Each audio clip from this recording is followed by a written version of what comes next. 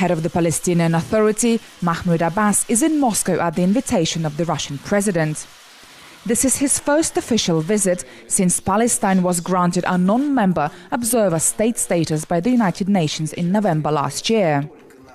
The two leaders talked about the situation in the Middle East and the Israeli-Palestinian negotiations. Hopefully, this year we will begin substantial negotiations with Israel, and even though we don't get our hopes up, we still think there is a chance for a political solution based on a two-state concept. Mahmoud Abbas said he hoped for the renewal of a peace process in the region based on international laws.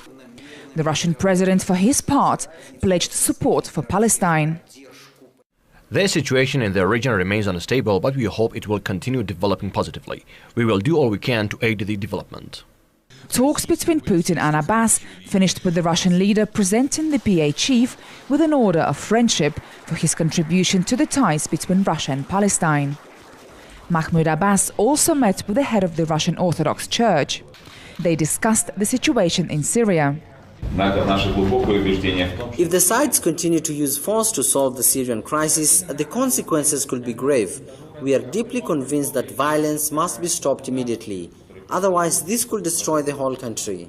During his visit to Russia, Mahmoud Abbas also held talks with the Russian Prime Minister.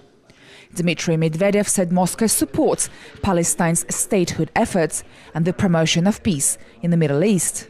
Russian and Palestinian authorities have long enjoyed friendly ties. In 1988, Russia became one of the first countries to recognize a Palestinian state and allowed for an establishment of its embassy in Moscow.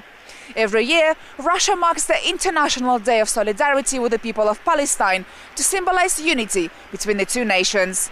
Julia Lyubova, Press TV, Moscow.